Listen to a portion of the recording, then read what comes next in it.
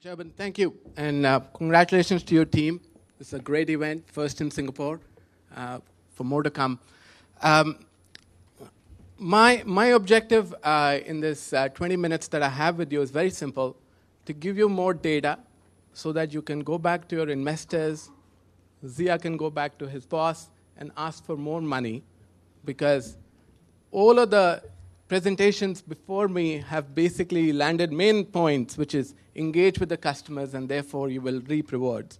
But I'm just going to share with you data. This comes from two pieces of research. We've done this longitudinally.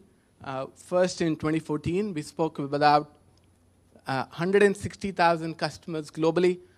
2016, we've spoken to about similar 170,000 customers globally. And the idea is to give you some facts that can underpin your business plans, your investor presentations. So here goes. The case for investing in user experience, the case for investing in connected insurance, the case for investing into customer has long existed. Most boardrooms know this. They know that the loss rates, this is from US, the loss rates go down as customer advocacy goes up.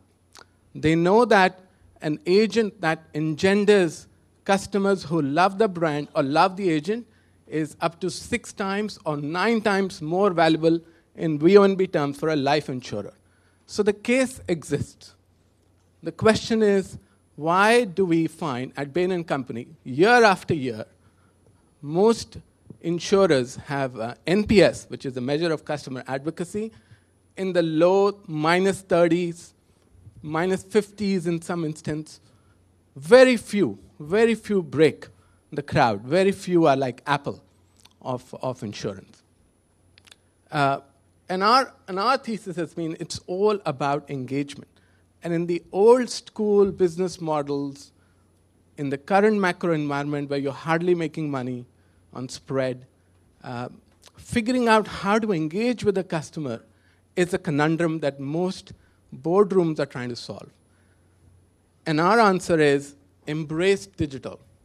So to you, the only use case I would offer is find a way to get an insurer to be much more present in the lives of their customers. Find a way to do that. And if you can do that, if you can solve that, that's a billion-dollar company, for sure. Let me just share with you very few data points.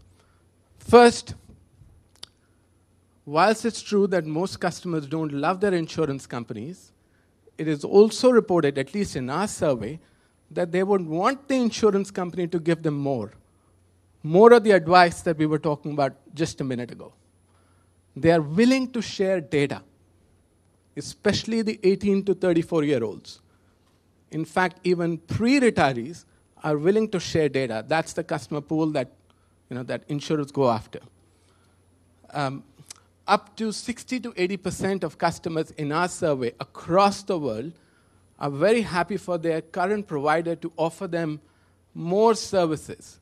And these services could be anything to do with their lives and their life events.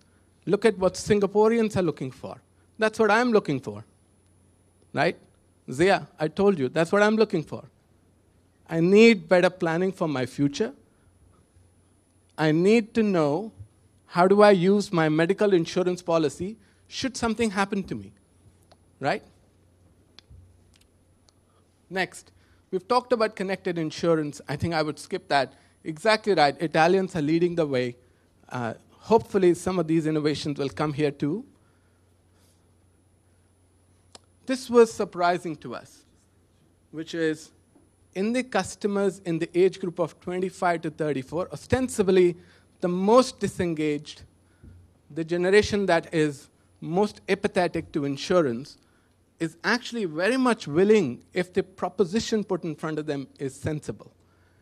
This ratio of open sharers to selective sharers, you can see it goes down to about 60% roughly as you go from some markets all the way to Japan. This ratio doesn't dramatically decline if you look at other age groups. So 35 to 45, 45 to 55, this ratio doesn't drop dramatically. So with the right proposition, you can actually get them to share data. And privacy, as Luciano was saying, is the most abused word to stop from investment. So I completely agree with you. Second, we know this. Digital is coming. Quick data points for you. The y-axis here is the share of digitally active customers. Digitally active has been defined as customers who used an electronic mean to search or to conduct an interaction or to conduct a transaction on digital means. So that is today. The y-axis is today. And as I said, we've done this 2014, and then we've done it in 2016. Not surprising. China, the share of their digitally active, with Zhonggans of the world helping them, has increased from, I think, about 40% 2 years ago to 65, 70%. They're reaching UK standards. UK is the most digitally active market today.